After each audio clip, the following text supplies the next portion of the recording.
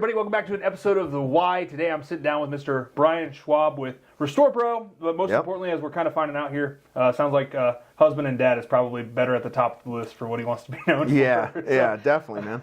Good deal, man. So first things first, why don't you just kind of, this is like your opportunity to do your little elevator pitch, if you will. My elevator pitch. Who are you, man?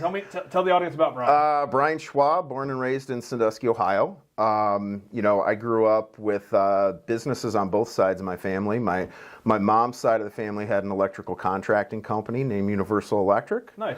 And my father, up until July of this past year, had a machine shop called Schwab Machine.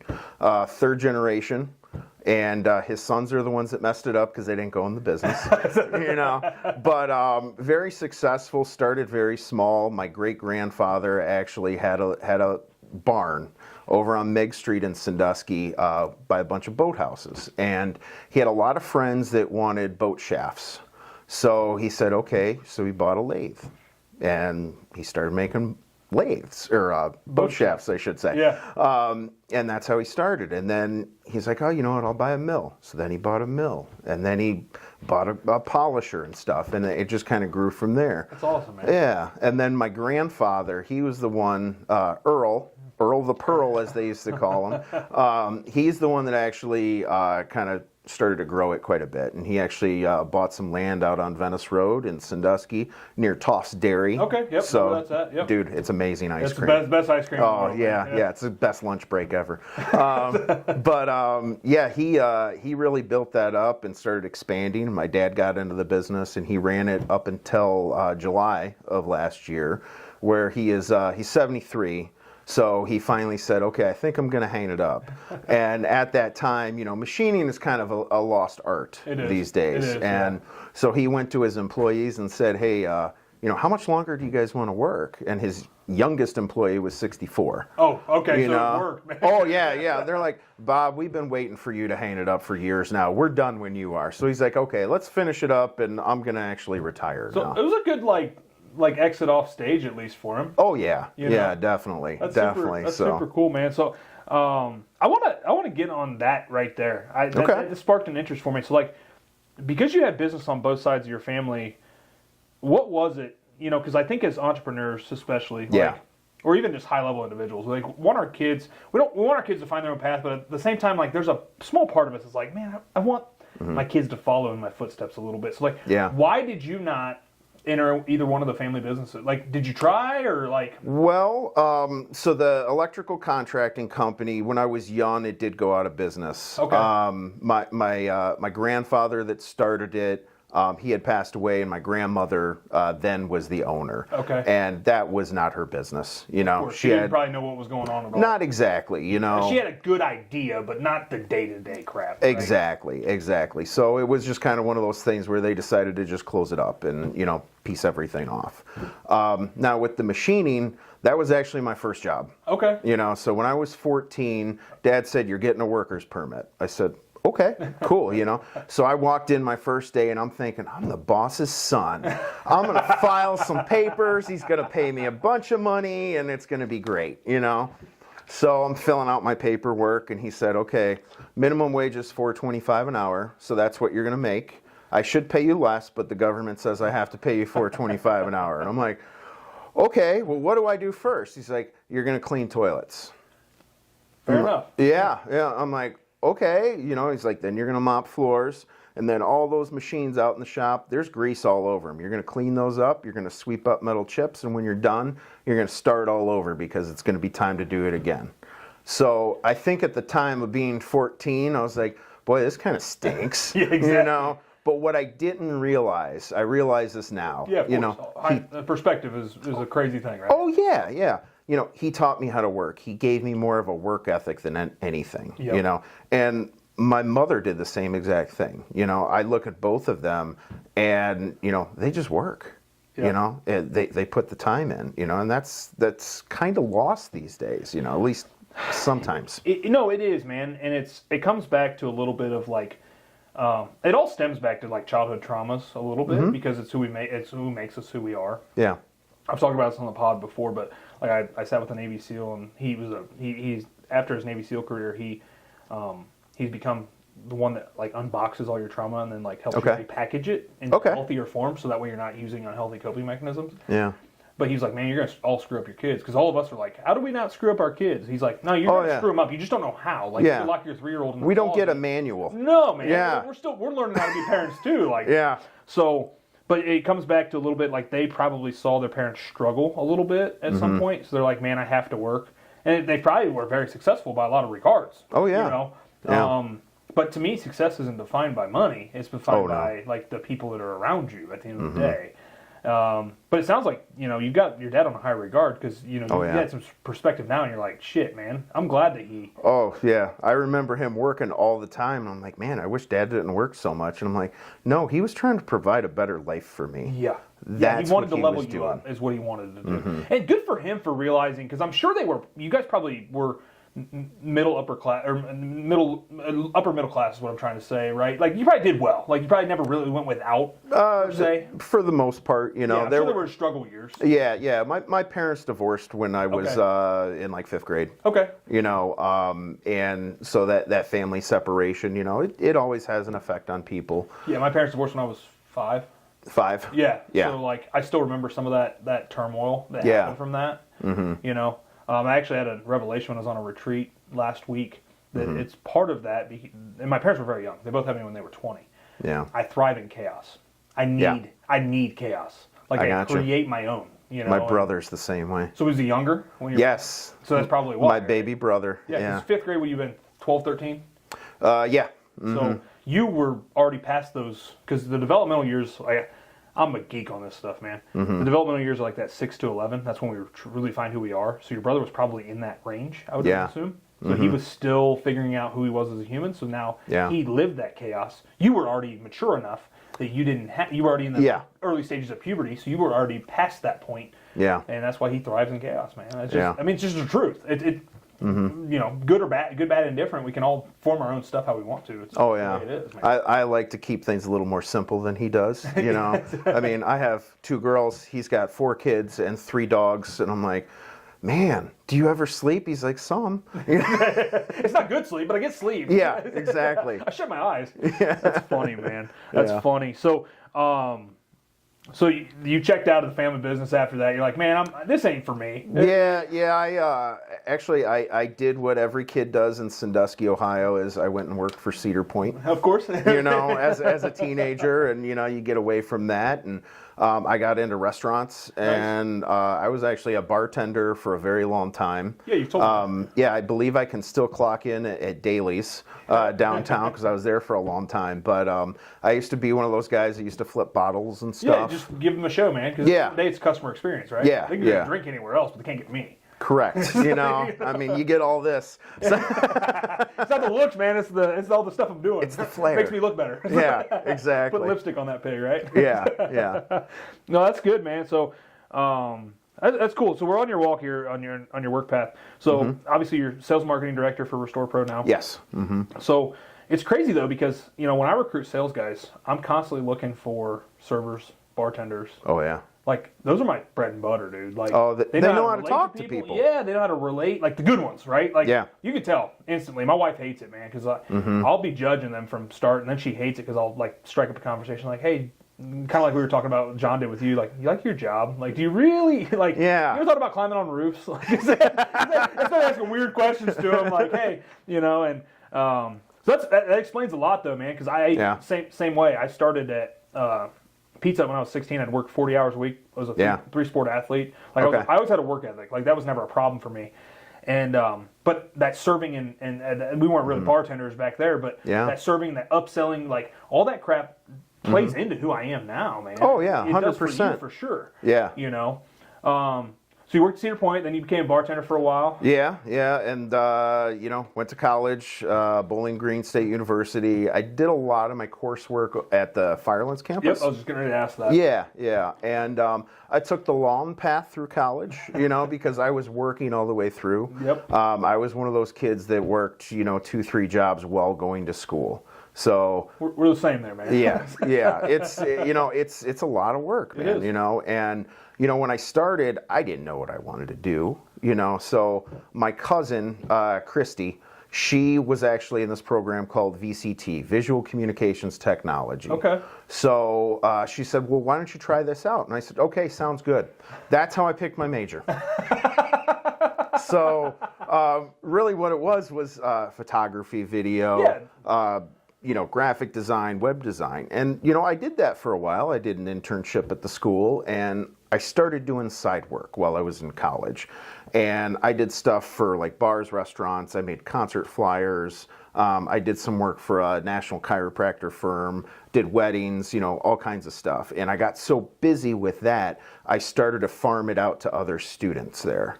So I would say, hey, can you make me this flyer for this event for this bar, Like, yeah. I'm like, I'll pay you $20. They're like, $20? I'm like, yeah. So they make the flyer, I get it back, I'm like, this is really good. I'm like, better than I would. Better than what I can do, So here's your $20, and then the customer would pay me like $50. And I was like, this is what I should be doing. I should be finding work for people that are better at this than me. So after college, I said, okay, it's time to graduate, get my big boy job. And I first went into graphic design at the Sandusky Register in Sandusky. So I was the advertising pre-press coordinator. Now, give me a time frame on this. I don't want to date you for, That's but fine. You're not a woman, so I can ask how old you are, so you were good I'm there. 43. So 2008 was when I finally graduated. So newspapers were still a thing. They were still a thing, but it was during that weird time when the economy got economy weird. Crash just happened, or the housing crash just happened, and all that stuff. Exactly. So I did that for a little while, and then we found out we were going to have our first child, Jordan. And I said, you know what? I'm making $9 an hour doing this graphic design gig. That's not what I went to college for. Yep. I said I can make more money bartending part time than I can do this.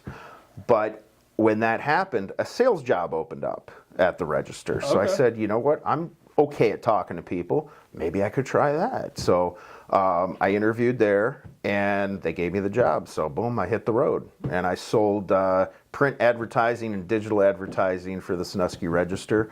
And that was probably early in the age of digital advertising, so people were probably all over it. Yeah, I mean, this is new Yellow Pages, You know what? It was weird. There was always a barrier there. Some people didn't understand it. Some people did. So you have to do some education on why you need to do this. So I did that for a couple years, and then I said, you know what do I really like? I'm like, I like video. I love video. What's video? TV. Yeah. So I got a job at Buckeye Cable in Sandusky, and I was there for 7 years. Absolutely love working for that company. I learned so much there. I was in a lot of TV commercials, usually as guy in restaurant with menu, filling things out. But we came up with some You got the credits, at least, like IBDM credits or something? No. I need to start a page, man. You should, bro. I Get should. a Wikipedia page. The Chet and Matt's Pizza commercial, Brian, Guy holding menu. Yeah. It's still a credit, man. It is. But that allowed a lot of cool things. My kids were always in commercials. That's awesome, man.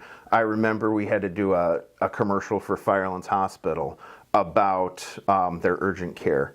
So we had to show this little girl, playing, she's on the swing, she's running, and then she trips and falls, So we're like, hey, Jordan, you need to start crying, And she just would pop her head up and just big smile on her face, like, no, you got to cry. She's like, oh, okay, Dad. Puts her head down. Big smile. So finally we say, Jordan, when you get home, you got to go clean your room. She pops up her, Little creative inspiration there. Yeah, exactly. But that was so much fun. But when I started in media, one of my goals was to get to a bigger market, and I had a couple opportunities to go to Toledo. Not necessarily something I wanted to do at that aspect, because if you look at advertising markets throughout the country, I think Toledo was maybe like 78. Yeah. Where Cleveland was up in the top 20. Yeah, Cleveland's still in the top 20. I just had a gentleman from one of the Cleveland stations in here, and he was getting all the graphic. And I'm like, God dang, still? Yeah, still. Still, man, It's little old Cleveland, man. You don't think that it's the powerhouse that it is, but it is, man. Isn't it? Yeah, I love Cleveland, man. I do, too. I really do. So it's like a second home, Yep. And so I found out that Spectrum Reach, which is the advertising arm of Spectrum Cable, they're sister companies, not really the same, but they are. They were looking for somebody, and I actually came here to Mansfield, Ohio, and interviewed with the automotive manager, sales manager, and someone that they just introduced as Diana. I said, okay. So I was very casual, just went through the interview, and they said, are you competitive? And I said, if you're not first, you're last. And went through the interview, and I went walking out. I'm like, I just quoted Ricky Bobby from Talladega Nights in this job interview. What I didn't know was Diana was actually the regional vice president. So she was like 3 bosses up, and I got a call 15 minutes after I left. They said, yeah, we're going to make you an offer. And I said, wow, they bought that. Cool. You ever do that in your sales career, man, where you're like, oh, yeah. They really, I'm not embellishing for any of my customers, but sometimes I'll say stuff and I'm like, I just put my foot in my mouth. But sometimes. We have to remember, it's the first time they're hearing it most of the time, so it's like, yeah, it sounded valid. Yeah, yeah. I've done deals on a coin flip before. Yeah. Whatever you got to do, man. Yeah. He's like, I'm 50-50, I'm like, okay. He's like, want to flip a coin? I'm like, yep. Absolutely. I'm either in or I'm out. Yeah. That's fine. Exactly. Let's take a chance. Roll the dice a little bit, man. Yeah, I mean, if you're going to put it up to chance, at least let the chance be on my pocket, right? Like. Yeah, exactly. Don't let the next guy come in and. He already told me 50-50, so okay. Yeah, prove it. Yeah. I'm going to call your bluff, man. Let's do it. Yeah, that's funny, dude. So you were with Spectrum for how long then? 3 years. Okay. Yeah, and that I learned so much there. Yeah. So much. It was at times it was overwhelming with how much knowledge that I was taking in at that point. But had some great opportunities to go to a lot of Cleveland Indians games. At that time, it was the Cleveland Indians. It still is. Yeah, exactly. You're not gonna change my opinion. It's still Jacobs Field, in my opinion. Fun fact, man. I don't want to cut you off, but my great grandfather was actually the private pilot for the Jacobs brothers. You're kidding me. No, so that's awesome. Yeah, he had 50 years of. He's received the Wright Brothers Award. I think less than 100 pilots have ever received it. He had 100 or 50 years without incident. With his pilot's license. So wow. Yeah, super interesting dude, man. Actually, fun fact about my grandpa. I don't remember a lot about him. They lived in Youngstown. We lived here in Mansfield when I was a kid. And, we would. I remember having a few conversations with him, and I'm like, we would play like Flight Simulator, like computer and stuff, because we were always like interested in aviation and stuff. And I'm like, Grandpa, what was the one? I remember this very vividly. He's like, what's the one? I'm like, what do you think about helicopters? He's like, I never get in one. There's no fail safes. And I'm like, okay. So I remember that about him. So then last week I was over in Utah and we did a helicopter tour over Mount Zion. And I just remember walking out of that pad and I can remember my great grandfather saying, "Don't get in a helicopter." And here I am getting, just sorry, Grandpa. The one thing I told you. Yeah, the one thing I remember very vividly. I'm like, all right, well, we're gonna just go ahead and scratch that off the list. But that's funny. Anyways, man. So yeah, just a little sidebar there. We were always same way, man. I remember that 2000s run. Or that late 90s run. Man, we got, because he was still, the Jacobs brothers still owned it, I think, till 02. I believe. Yeah. So we got tickets constantly, because he was still part of the staff. Oh, yeah. And we got great tickets, and that's one of my fondest memories as a kid, man. Is just going to the Jake. Enjoying, like, with my grandpa, my grandfather, not my great-grandpa, my grandfather. My mom has pictures still of my brother and I asleep on his chest at the games, and just, because we were little, man. Like, it was a great time, though. There's nothing bad. Man, I don't want to go down that rabbit hole. It was magical seasons. Oh, that's what it was. Even the 16 season. Oh, yeah. So, full circle moment for me for that. My grandfather was, towards the end of his life, he was on a ventilator. They'd taken an ICU ambulance for him down to OSU. They literally, the hospital here told us to just count it off, like, don't do anything. Oh, my goodness. And my grandmother made the decision to take him down in an ICU ambulance. She scraped together all of her money. They took him down there. So we went down to see him, and that was literally in the middle of that World Series run. It was at the beginning. So it was in the ACLS game when they won. Yeah. And the last waking moment that I had with my grandpa is I went in the hospital room, and he was in and out. He was on a vent, but they had got him back awake, which they couldn't do here. Yeah. And the last waking moment I had with him is I got to tell him, "Hey, Grandpa, they did it. We're going to the World Series." And just seeing his eyes light up, and just the fact that I get to box that way for me. That's awesome. And that's where I've gotten to in my life, man. I'm just like, I can't take that time back, but like, no, you can't. You can take those little moments and just click on that stuff. Sorry to get off on a tangent there, no. I love stories like that, man. You know, that's what makes life great is the stories we can make. Yeah. You know. Yeah, I mean, I can at the end of the day, stories all day, man. Oh, I can too. You know. That's sales guy. You know? Sometimes I just don't. I don't shut my mouth. You know? So, what would be the biggest? I want to ask you. So those two stints in cable, because we've already kind of talked. You and I talked off camera about your career path, so I kind of know a little bit. But those two stints in the cable industry, what would you say like your biggest takeaway? Like if you had to pick one, if I had made you narrow it down to one, maybe let's do even one for each place. Yeah. What was your biggest like takeaway that you use today in life? I would say so. At Buckeye, I learned what a good sales manager can be. I had a great sales manager. His name was John Long. He was so supportive, and he cheered me on when I had success, and he helped pick me up when I was struggling. And that to me is a perfect sales manager. Yeah. You know. Cheerleader, man. Oh yeah. You know, and still to this day, I haven't talked to him in a little while, but I know I could call him up, and he'd just be so happy with things that I'm doing. And you know, if I had an issue, he'd probably offer me some advice. That's awesome. You know, I mean, great guy. Yeah. Great guy. That's phenomenal. Learned a lot from him. So you're able to, you know, model obviously what you're doing now a little bit. I try to. You know, you're striving for it, man. It's like, I don't know where you're at with your faith, but like my number one goal in life is to be Christ-like, and I can strive as much as I want, or even any of our heroes in our life, like my grandfather, man. I want to be my. I'll never attain it. Yeah, but I can get damn close. Yeah, I can give it the effort. Oh yeah, yeah. You know? So you learn that from him. Oh yeah, yeah. I mean, 90% is still an A. Yeah. Yeah, exactly. That's what I think. I don't have to be perfect to a T like they were. And no one is. And he wasn't, too. Like, you didn't see the struggles, right? You didn't see what he was, you know, or maybe not even the struggles, but the path to get there. Oh, yeah. Right? I'm sure in the beginning he probably wasn't a great sales manager, but at that little, your perspective. Oh, yeah. He was. Yeah. So that's cool, man. Yeah, it was fantastic. So you learned that from him. So, you got that model from him. What about at Spectrum? At Spectrum, you know, I had another good sales manager there, Christine Smith. You know, different style, but now I'm in that role, and now I'm like, I understand. You know, yeah, right. But with Spectrum, that's when I guess I could say I got to the big leagues. You know, and I didn't know what I didn't know. When I first came in, I said, you know what, I've been doing this for a long time. I think I know everything. And I got there, and I was like, I know nothing. We're starting all over. I started zero, bro. Oh, yeah. So the one thing I take away from Spectrum, probably more than anything, is the education that I learned there. They were huge on training their people.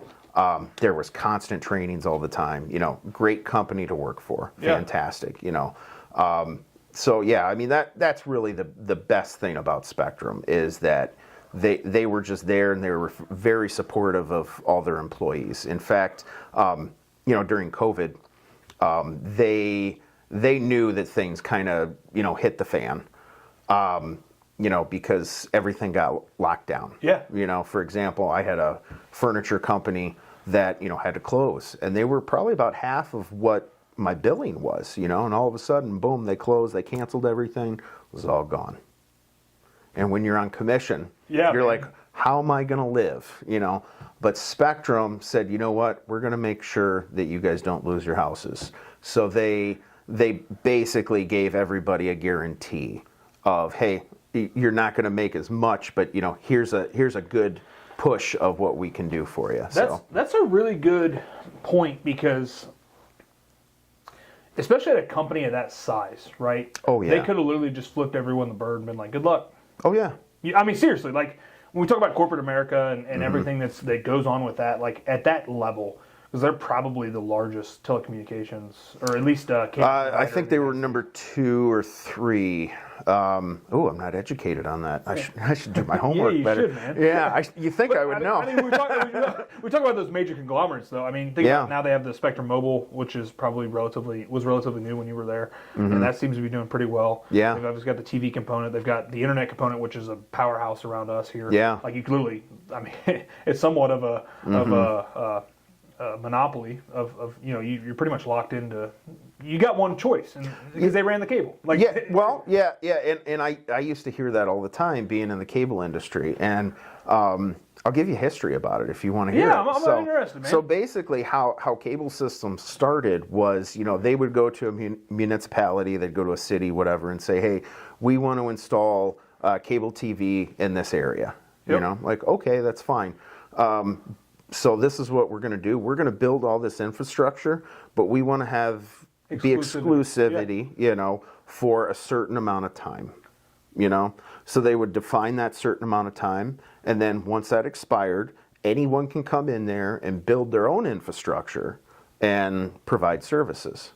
So the thing is, to build that infrastructure... Oh, it's expensive. It's so expensive. So that was kind of always the barrier of having multiple cable providers in the same area. Now, what they would do over time is they would buy each other out, or they would slowly build within each other's system. So that's really how it was, So whenever I hear someone say, "Oh, they have a monopoly," well, no, technically, no, they don't. But they're the first ones to bring it in, and that makes sense from a business aspect because you just want to make sure that you can support the infrastructure cost, the build cost, rather than making the freaking because you hear that a lot in rural areas where you got to pay to build. Power companies all the time. And the power companies are the same way. Like, hey, we'll provide. I'm sure that's how it all. I'm sure that all stems back to either power or even telephone companies back in the day. The same thing. Like, hey, we're going to make this massive infrastructure investment in your community. Exactly. We just want this contract for 50 years or whatever it can be written as. It makes sense. It really does. Yeah. But I just know that, like you said, they'll buy folks out. Like when they were still Time Warner. Was that probably when you started? They were still Time Warner? No, it had just been Spectrum maybe the year before. I think. Okay, because they used to be there for 3 years. My timeline's a little jacked. Yeah, because it's actually Charter Communications. They're the parent company of Spectrum. Yep. So it's no. I mean, back to that though. The fact that they were willing to step in and say, "Hey, we'll take the financial hit for you guys to make sure everything's okay." Yeah. Good on them. Seriously. It was great, and I'm sitting at home. I'm like, okay, we're gonna lose the house. I'm like, no, we got equity. We'll probably be fine. You figure it out. Yeah, exactly. But to tell you, I'll illustrate how bad it was. The April before COVID, I think I probably did $150,000-$160,000 in sales just that month. Yeah. The April of COVID, $1,500. Which was a good month. I still remember. I think I was the first one out of my sales team to actually sell something during that period. And they're like, "How'd you do it?" I'm like, "I just asked." I got desperate. I think I got lucky. I don't know. I just kept making phone calls, and finally somebody said, "Yeah," and it was a super small amount, but I didn't care at that point. It was a win, and all we had done is just take cancellations nonstop, and that's all we talked about. Man, just beat in the dirt, man. Oh yeah, and you can't go out and talk to people barely. It was just such a weird time. Just to hint on that, like. It changed a lot of our culture. COVID. It did. It's crazy. I mean, even the way we sold before COVID and now how we sell, like, it was, so for us in the roofing industry, and I've had friends all over the country, so I talked to them, but people wanted, like, after all the dust settled and all the crap was over, like, it was the best time for us. Like, it was a gold rush a little bit because people were stuck at home. They didn't have vacation, so they had extra money. They couldn't go anywhere. And they were stuck looking at this ugly house, and I don't mean that disrespectfully to anybody, but they started noticing crap. They're like, "Oh, my siding's dingy. My gutters need replaced. My roof doesn't look like it's in great shape." They started looking at stuff that they don't normally look at because we're busy. Yeah. And now we're starting to get back to that we're coming on the downside of the hill, obviously, right? Yeah. And we're almost back to that almost somewhat normal. Yeah. But still, it's changed us as people, and even as a leader, like I think you could probably level with this. It's changed how people work. Yes. Tremendously. Hugely, yes. We get people constantly asking, "Can I work from home?" And like they got used to that, right? Yeah. And we also get people that are like, "I don't want to work from home. Like there's no, I don't want to be there." Yeah. I did that for 10, 12 months. I did it, and I don't think it's the best thing for me. You know, I kind of like having a team. Yeah. I like talking to people. You're a people person. You're relational, not transactional. Yeah. Is what it comes down to. Yeah. Right. So I think you and I are the same in that. Like, I don't enjoy being isolated. No. Zoom calls don't do it for me. No, Zoom calls, you lose something there. Yeah. I still prefer that over like a regular phone call. Yeah, because it's the face-to-face, right? Yeah, you can see how people react to what you're saying. You know, you can kind of read them that way. So if they're looking, I'm kind of bored. I'm like, okay, I'm not very invigorating to this. I gotta pick something up or just get off this call. Maybe I can slip in a joke here. Try my stand-up routine. We'll see how that goes. Yeah, exactly. I got a couple. Let me pull out my sheet here out of my wallet. Yeah. Have you heard a joke about a telephone lately? Yeah. How about the old interrupting cow? Yeah, exactly, man. Exactly. But no, it did. It changed us as a culture. It did, and it also changed, like, as far as the workforce goes. Like, people are. It created, so like it didn't for you, but there's a lot of the workforce that it created this fear, right? Like, I just interviewed a gentleman last night, and they almost lost their place. Yeah. And that like fear, now they just want security. Yeah. It's harder, in my opinion, to go out and get sales reps now than it ever has been. Yeah. On commission. At times. You got to change your structures, right? Like, yeah. For all of us, you got to offer some kind of a base to give that sense of security. Yeah. And quite frankly, as a business side, it makes more sense because if you have top dogs, you can almost, I don't want to say this in a bad context, but you can almost pay them less because you're offering that base. Yeah. You can actually make more sense for the business, is what it comes down to. Yeah. Versus just straight commission and you're paying it off the top and all that stuff. It's not a bad thing. I think it was a good transition, like now in perspective, hindsight. But there for a moment, man, it's like, am I ever going to get a straight commission sales rep ever again? And I think it's away. I think it's gone. I think it's gone, man. I think you do have to offer that base. Yeah. For me, every, I guess, professional sales job that I ever had, did have a base, small base, but still a base nonetheless. Now when I was a bartender, you made $2.13 an hour. You were getting no base. That was your tax. Your tips was what you got. Yep. Now I'm in a little bit different position because I'm a sales manager, so I have a bigger base, and I do handle a few clients, so it's smaller commissions sometimes, so and that's fine, and really what my end goal is, I want my sales reps to make more than me. This should always be everyone's goal. Yes. I think that any business owner that takes a massive, especially small business, that takes a massive salary, like if you're making more than your people are, there's a problem. Like you can't live in discomfort. As business owners, we should be able to anyways. And I know you're not a business owner per se, but you have that same mentality. Well, technically I am. Oh. Yeah. You didn't know that. Surprise. Yeah. What's that look like, man? Well, my brother and I are kind of venturing in real estate. Okay. So same concept then. Yeah, exactly. So you're going to continue to reinvest back in the business. Yeah, exactly. So we have rental property right now, and we're actually working on a storage unit facility. Nice, next. man. So that actually ties back into my dad. Yeah. So with the business, since he finally closed it up, we're kind of in this process of liquidating all the equipment.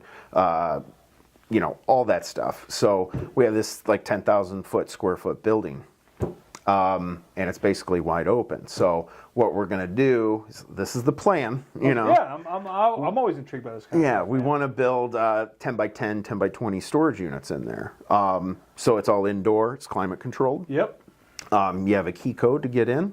Everything's going to be protected by security cameras, security system, and then on the land itself, basically we own a back lot as well. I want to gravel that all out, put up fencing, so then we can do RV and boat storage. Nice. So, which is a prime. You got that. I know the location pretty well because my wife loves toss.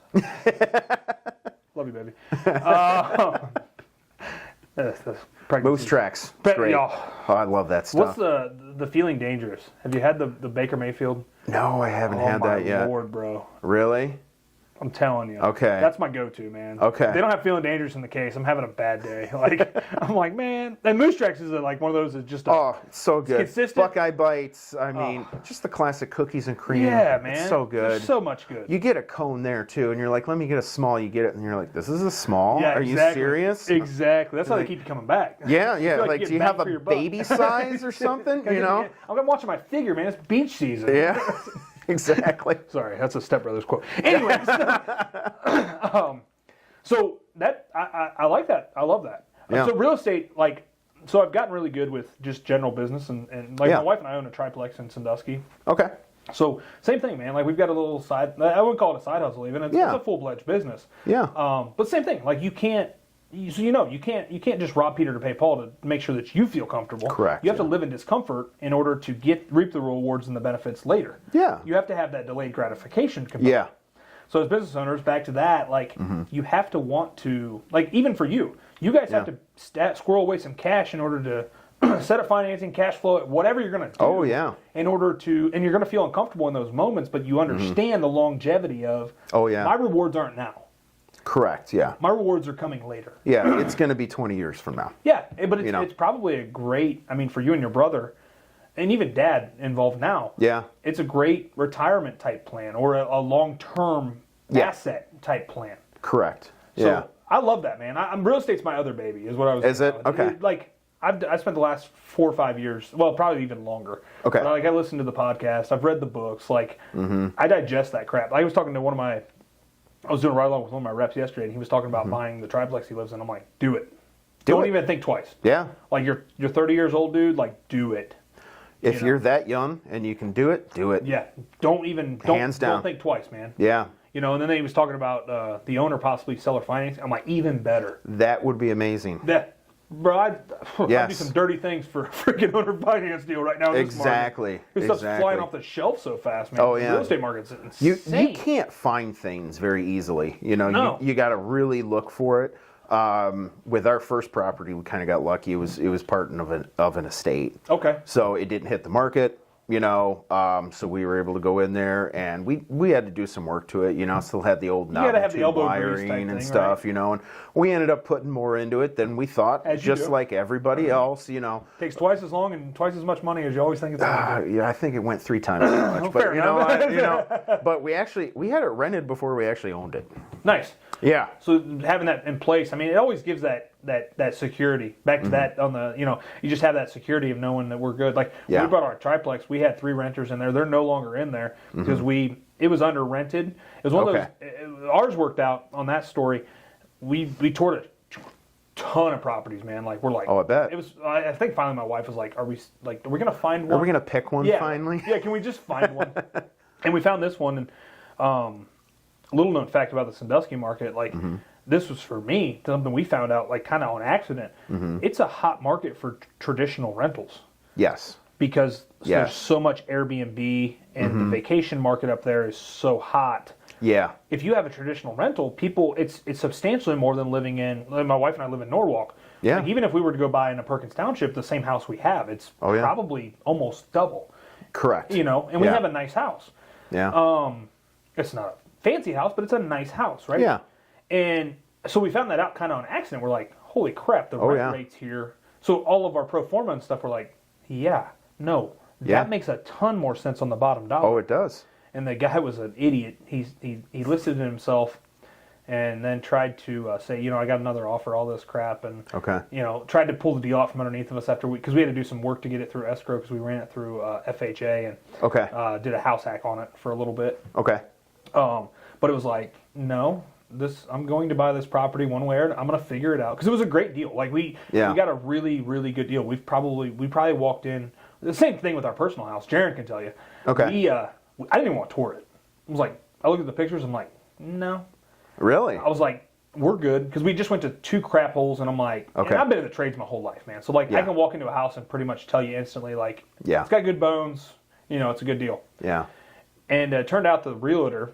Not to knock them. I mean, they're doing what they're doing. Yeah. But they took horrible pictures. That happens. Yeah, atrocious, man. Like, that happens. I looked at the photos and I'm like, we aren't going, like, I can see work in these photos. Yeah. but they were poor lighting. Like all the realtors now, for the most part, are using professional photographers, so they're putting lipstick on the pig, and you're getting in, and you're like, this ain't what was in the pictures. There's so many times I saw that. It's like, oh, the pictures look great. Let's go look at it. Oh, this isn't too good. Yeah, no, we're good, man. Like, next. But my wife convinced me to walk through it, and I honestly think we bought it with $10,000 in equity based on the appraisal. Oh, okay. Which is crazy in this market because you're usually paying over. Yeah. And especially because this was late 23. We bought it in late 23. So like that was still, it's still hot. The market's still insane. Yeah. But I was like, holy crap, this is a really nice. I'm like, all right. There's a couple things, like we're redoing our kitchen right now. There's a couple things I had to do, but I'm like, I can live here. Like we're good. Yeah. So I'm really thankful that realtor took crappy pictures so we could get a good deal and got it for probably 20 or 30 under what we probably would have had to get into. Perfect. But it's just like, all right, we're good. So, but it always works out like that. It's never in our timing. It's always in God.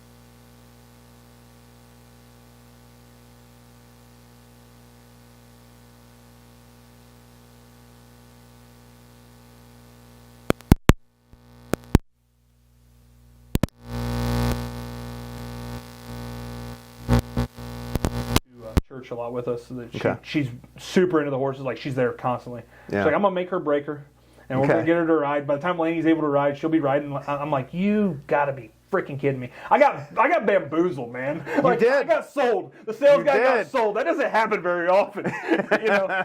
So anyway, yeah, you're right though.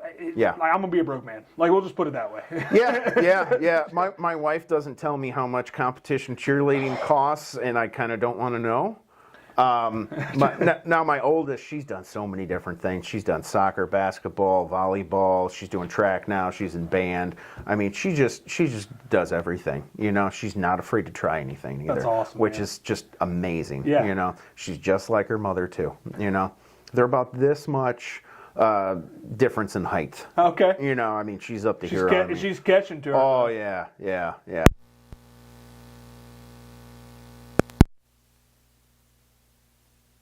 Exactly alike. They're too much alike. Yes. Yeah. Yeah.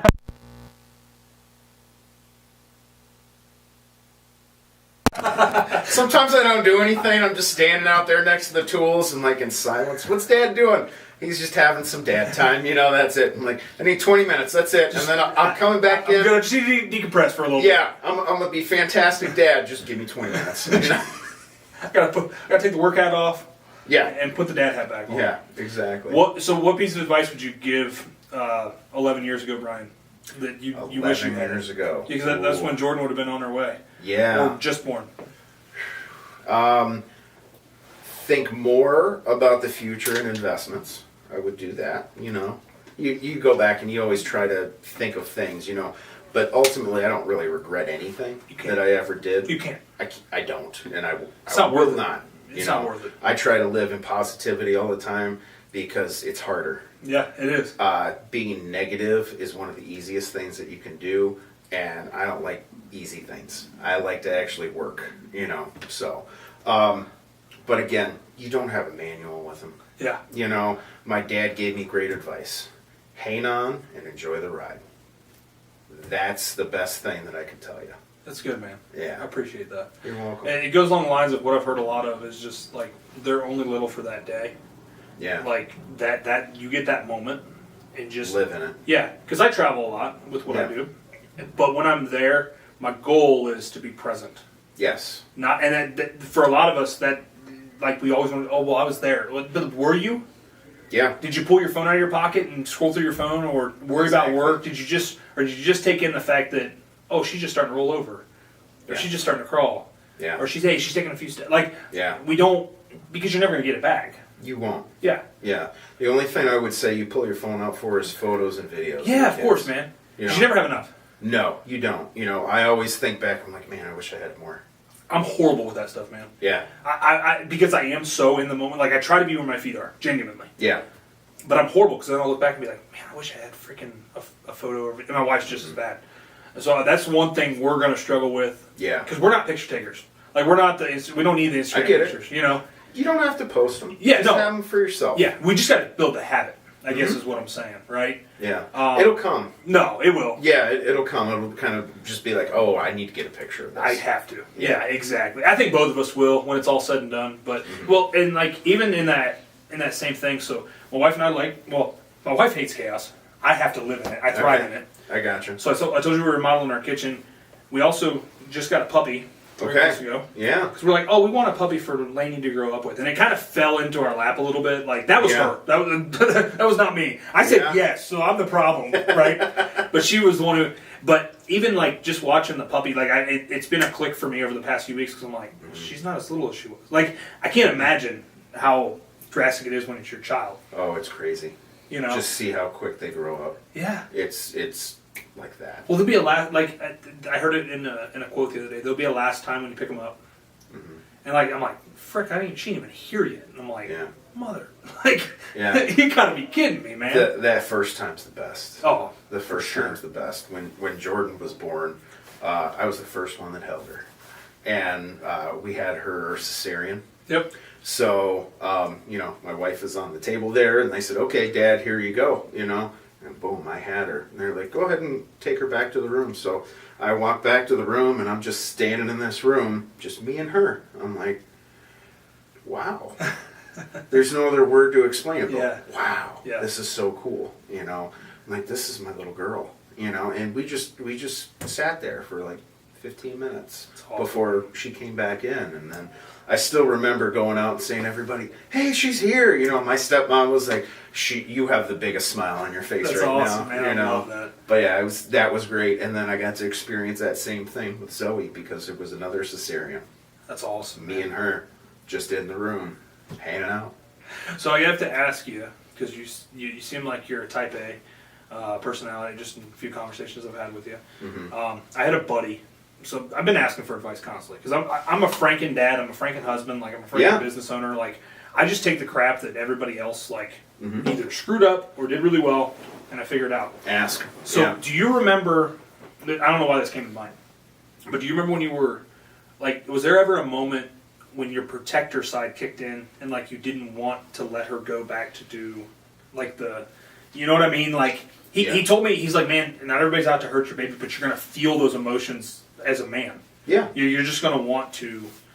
Do you remember that? It's happened so many times I can't pinpoint a specific. Oh, so one. it continues to happen. Oh, So it's never gonna stop. Yeah. You know. You have the teenage girl that you know, has teenage issues with other teenage all kids, the drama you that know? goes on. And I'm just like, I wish I could fix that for you, but you got to learn to do it yourself, you know. But when they're little, I still remember this part. Jordan was in daycare. Okay, and she had made a transition from the baby room to the toddler room, you know, and she was the smallest kid in the little toddler room, and there was this little boy that was like pushing her and running away and pushing her and running away, like picking on her. You know? That's what little boys do. Yeah, you know, we're jerks. Yeah, you know, we are. You know, but so I said, Jordan, so what's going on? She's like, well, he pushes me and runs away. I'm like, well, do you do anything? She's like, well, I don't want to be bad. You know, I'm like, well, you don't have to be bad, but you can stick up for yourself. Yeah, exactly. So stick up for yourself, you know. And she said, okay, I'll stick up for myself, Dad. You know, and I still remember the day I walked in to go pick her up, and the girl that watches after the kids and stuff, she looks at me and just starts to smile. You know, I'm like, what's going on? She's like, she did it. And I'm like, what did she do? She's like, she stuck up for herself. That's awesome. I'm like, what happened? You know, she's like, well, that same little boy that would push her and run away, push her and run away. I'm like, yeah. She's like, she picked up a toy truck and hit him in the face with it. I'm like, wow. Not what I had envisioned. But Yeah, not what I had envisioned, but you know, it checks that box. I'm like, she did do it, you know. And I said, Jordan, what did you do? She's like, I stuck up for myself. I'm like, okay, not exactly the way I was thinking, but you know what? It's in the past. We're good. I guess it comes back to leadership a little bit. Set clearer expectations on what that exactly is. I was like, I guess I didn't really clarify that too well, but she did it. She did. Yeah, she did. You know, and she was small, so she's like, I need a tool. Yeah. I mean, hey, we're all about it, man. I'm here for it. Exactly. That's awesome, bro. That's hilarious. I love that, man. Any other? Is there anything like?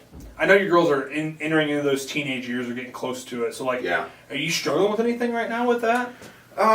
You know what?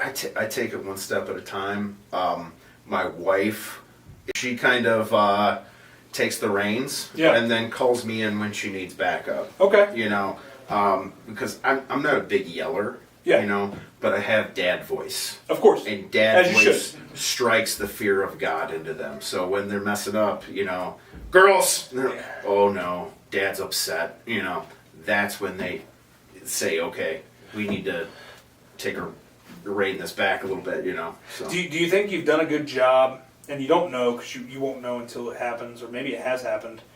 I know, like, the number one goal for any dad is for the kids not to be afraid to call dad, but instead of when they're in trouble saying, I need to call my dad. Yeah. Do you feel like you've done a good job with that, man? Like, maybe I can help some creative inspiration here. Yeah, that's a good question. I think with Zoe, yeah. Okay. But she's 9. Actually, 9 3/4. She'd be upset if I didn't throw that in there. Jordan, I feel like sometimes she is afraid to do that. But ultimately, if mom's not around, she's like, oh yeah, dad can help me out with this. That's good. You know, but there's some things dad can't help with. Of course. Yeah. There's some stuff that we just can't have a conversation about. Like it just, it's not a comfy spot. No, not so much. I get that. And I guess, like I said, that's like my biggest goal is like I want my kids to fear me from a place of respect. Yeah. Like disappointment, right? Yeah. Because that's a struggle, in especially today's society. It is, yeah. Because they see all the other crap that's going on in the world because it's at our fingertips. We didn't have that as much when we were kids. You especially, old guy. Sorry, man. I'm so old. Just happens. You got a young personality, though. I try.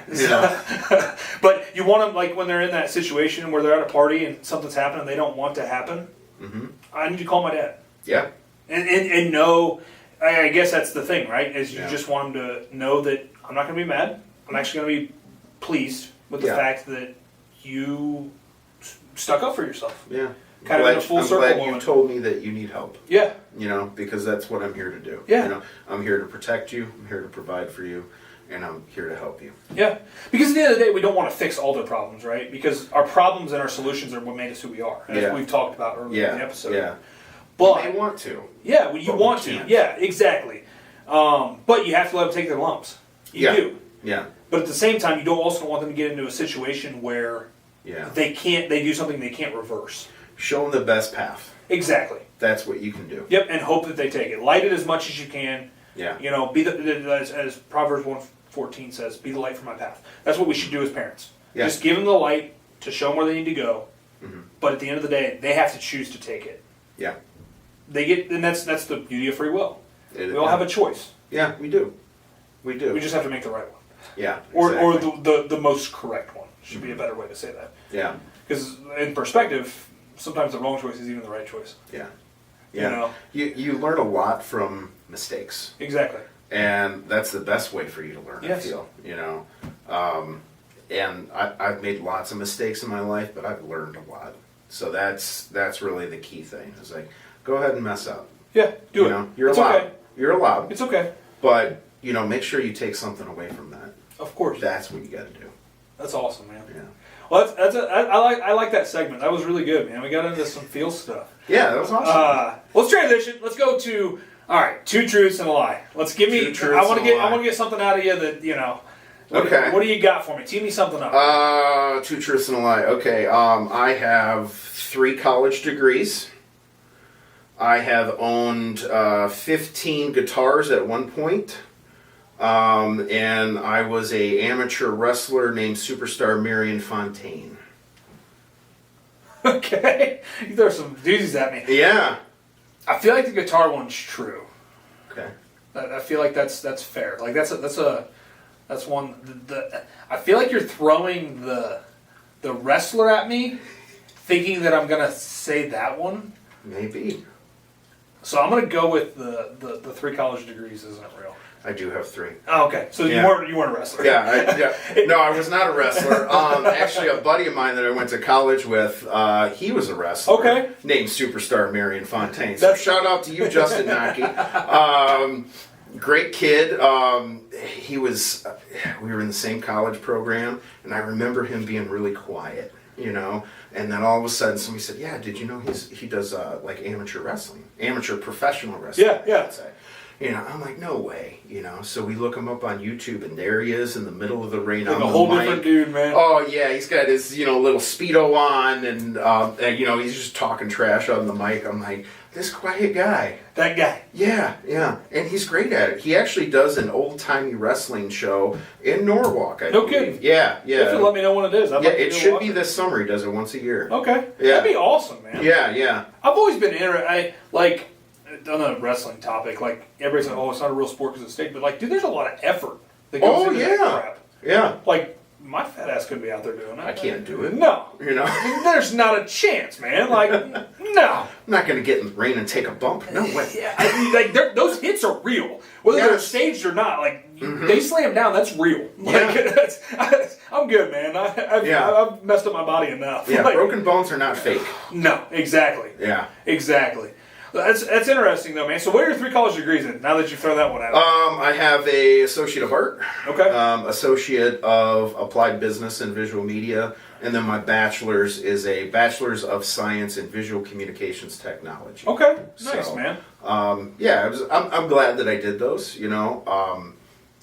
I think I was of that time where they kept pushing us all to go to college, and I don't regret doing that, but I think there's different paths out there. No, and it's been a topic on the pod, but I think we can continue to talk about it because I'm a big advocate against, not against, but I think there is a time and a place for it. Yeah. And like you said, I was in that age too, where what college are you going to? It's like, now that I look back, I'm like, why is that relevant? Yeah. Because why are we making an 18-year-old who doesn't know anything, who we question if they have the competence to vote? We can't even let them buy nicotine or alcohol products, but we're like, hey, make the biggest decision of your life right now. Yeah. What path do you want to go? What do you want to do when you grow up? Yeah. They don't know. No. Gary Vee said it best, man. You have your 20s to just screw up. Yeah. Mm-hmm. Like, figure stuff out. Yeah. Go into business, fail, file for bankruptcy. I'm not saying that anybody should be doing any of that stuff, but if you're going to do it, don't wait till you're in your freaking 30s or 40s. Yeah. When you should be planning for the future and all that good stuff. Yeah. So I'm actually I actually am doing the entire campus for Mansfield. I'm doing a learning session I have a speaking spot for them on. That's awesome. On next Tuesday, and okay. I'm just gonna tell them, like, I've been into CTE classes because I'm big on those kids. Like, those kids are already halfway decided that they probably aren't gonna take the college path. Yeah. I'm there to reassure them, like, it's okay. It is. Because I have a teaching degree, man. Yeah. Like, I figured that wasn't for me after it was done. Mm-hmm. And I had a kid freaking lip off to me, and I'm like, I'm gonna smack this dude. Like, I'm like, this isn't for me, man. I coached wrestling for 13 years, so like, when those kids lipped off, I'm like, all right, you're wrestling coach today, and I could beat the crap out of them legally, Yeah. So when I was like, man, I'm gonna freaking get fired really fast. I should probably figure out something else. And this was already brewing anyway, so it worked. But yeah, it's one of those things, man, where it's like I dislike so much. I don't want to say hate. Mm-hmm. But I dislike so much that's our entire philosophy with our education system is that you have to go seek a higher education. Where, as guys in our fields right now, we're seeing the downward trend. I'm sure most of your guys are older. We have some guys that are a little bit older. We have some guys that are younger. Yeah, but there's kind of a mixture. But there's a vast majority of it. I think the average age in the trades is like 42 or 43. Yeah. And that's not good. No, it's terrible. I have friends that own HVAC companies. He can't find techs. Nope. And they pay them well. Yeah. It's not a money they thing. don't have college debt. Nope. But nobody's talking to them about the fact that you can find an HVAC company that'll pay to send you to school. Correct. You'll walk out debt free, and you'll still make more than most of your friends with walking away with a historian degree that they're going to go try to be a librarian somewhere. Yeah. Come on, man. Yeah, exactly. Or even for your degree with I'm sure you probably learned more after college. Oh, of course. Than those professors ever taught you. Oh yeah. Yeah. I learned more doing internships and actually working in the field. Yes.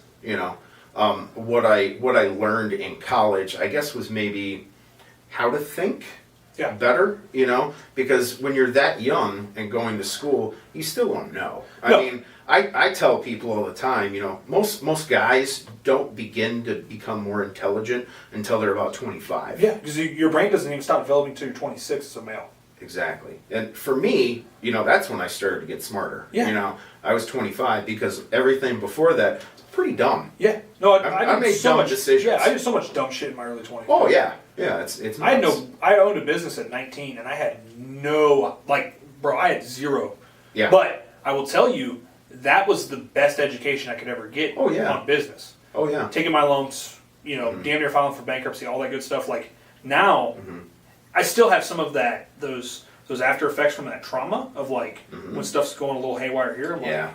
I'm like, we're not going back to that. We're going to figure something else out, And maybe it helps, maybe it doesn't. It may create some chaos. But at the end of the day, man, I think asking an 18-year-old, what do you want to do for the rest of your life is probably the dumbest thing we've ever done in our society. I agree. Like, go get an internship. That's what I'm talking about. I'm like talking about internship opportunities here to come work in our marketing department, or to shadow our sales team and see if sales is something you want to get into. Yeah. I mean, we can even take some of the construction tech guys and put them out on some of our crews just to see if that's something, because my goal is to inspire kids to be in the trades. Yeah. That's my goal. Because what's going to happen is, this is my hypothesis of the trend, right? Yeah. But what's going to happen is that's going to become the highest paid profession in America. Oh, yeah. We need them. I don't disagree at all. We need them. Yeah. And you're going to see anything that you and I are involved with today in our professional lives skyrocket in price. Because in order to attract good talent, it's going to take a boatload of money. Yes. Yes. And we've seen wages go up quite a bit. Oh, significantly. Just since I've been with Restore Pro. Because, we needed to. Yeah. We need to find people, and that's one thing is, we're always hiring, we can't find people to show up to the interview these days, and that's frustrating. Sometimes we do get some good guys, probably about a year and a half ago, I had this gentleman come in, and younger kid, I think he was probably about 23, 24, and, really smart. And I asked him about his work ethic. He's like, I bale hay on the weekends for fun. And I'm like, you got a brother as well? Like, how many of you are there? Yeah, I'm like, I think, I'm going to recommend hiring you. And he's been with us ever since.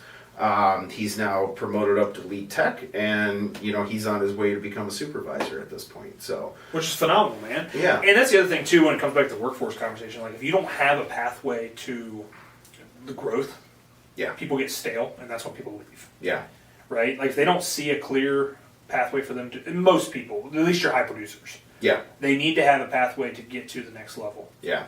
Otherwise, they're going to find it somewhere else. Yeah, and that's actually what we're working on in our company culture right now is defining a better path. Yeah. So in our industry, we like to have people certified by the IICRC, and that basically provides the protocols on what to do in fires, floods, mold remediation. And as a company, we follow that stuff to the T. You have to. But yeah, that's we like to do things right. We like to do it right the first time. Now, to work with us, you don't have to have those certifications right off the bat. But you're going to get training on it. You're going to get training in the field. You're going to watch some educational videos. But then, if that's something that you want to do, we'll send you to school. Yeah. We want to get you certified. You have to. Yeah, yeah, and our management team, they're all certified and everything. The owner of our company actually has a triple master from the IICRC in water, fire, and mold.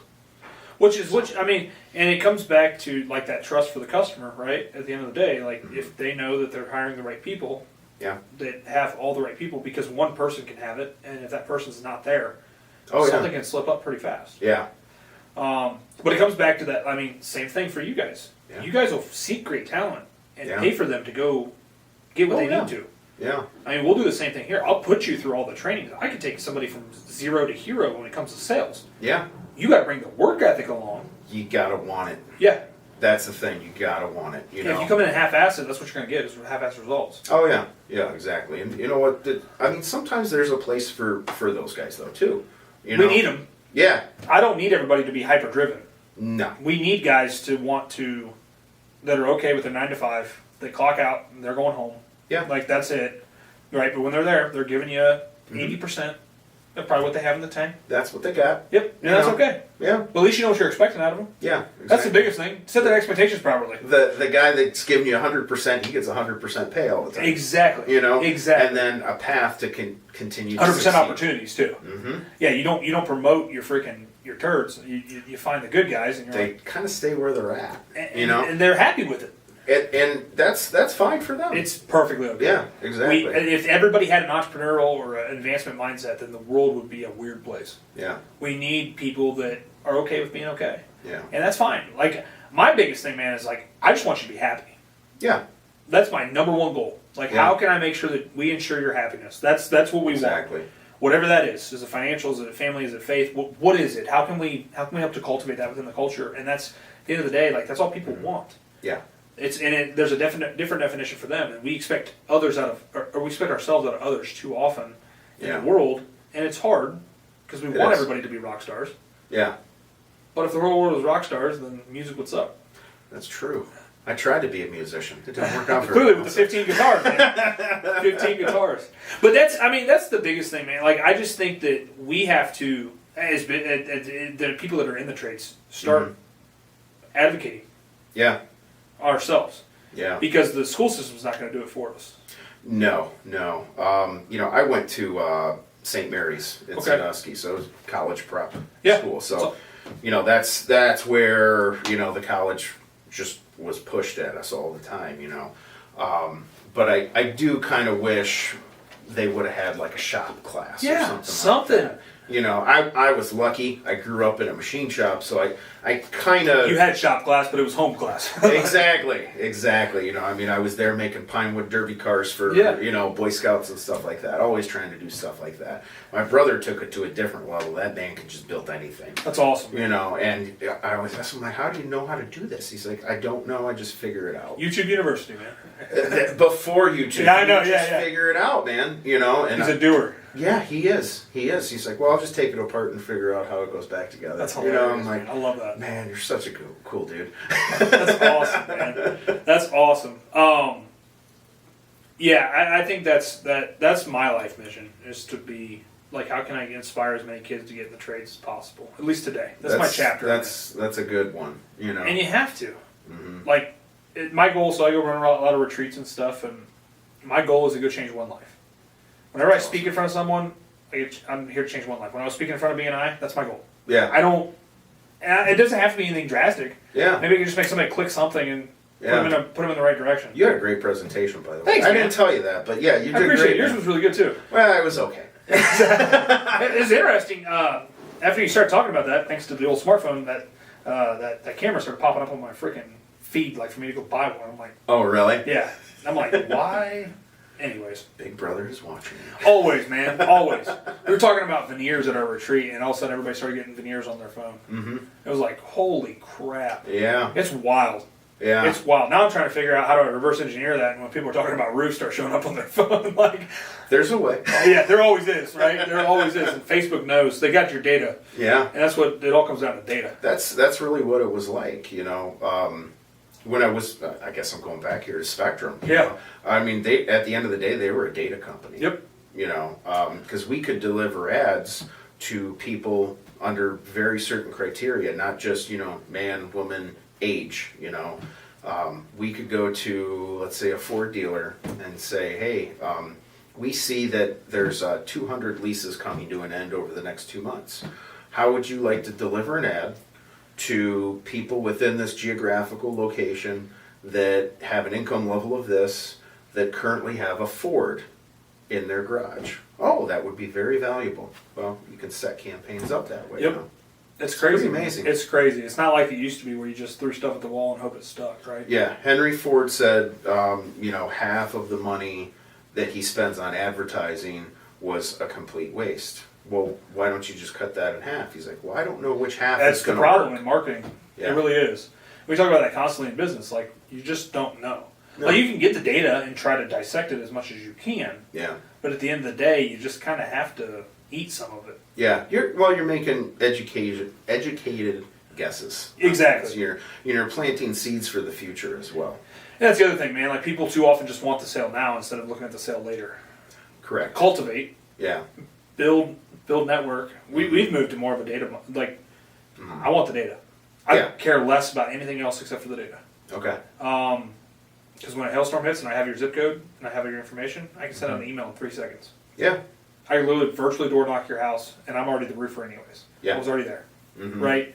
So you have to shift that mindset, though. Yeah. Because it increases your chance. Yeah. To get that sale. Yeah. Well, what's it take? 13 touches to close a job? Yeah. But oftentimes people just think a touch is a conversation, and they're not thinking about having the logo on your shirt, logo on your hat, like all the other stuff. We talk about the marketing aspect of that. Like, there's so much stuff that you have to look at behind the scenes and running a business or even running a sales team and a marketing team. Yeah. like you have to be like, all right, what exactly do I need to do to get results? Yeah. And when you boil that down, you're like, okay, it's not so hard. Yeah. You know. Really good conversation with you, Brian. This is awesome, man. It's been really good. I don't know how long we went for. I don't have a clock running. Jen's not in here to tell me what it is, but that's neither here nor there, man. That's awesome, man. I really do appreciate you for coming down. It was really Yeah. good to get to know you, man. Thanks for having me. Really man. good This is conversation. But as always, guys, thank you for tuning in. We'll drop Brian's socials down. Is that okay? Yeah, that'd be great. So if you want to connect with him and you have any questions about Restore Pro, or maybe just dad advice, because he gave some great dad advice today. I try to do dad advice, but yeah. Or maybe how to buy a guitar, because it sounds like he's pretty good I at can do that. I could talk to you about the dangers of not cleaning up flood water correctly, the dangers of fire, the dangers of mold. I mean, all that stuff. So I'm a jack of all trades, master of none. That's right, baby. So, but we appreciate everyone for tuning in. And as always, continue to we want to thank everybody for continuing to watch these episodes, and hopefully you got some value out of what we said today. If you know anybody that would like to be on, we're more than happy to bring anybody in here to our office and bring them on. And as always, keep asking yourself, what's your why?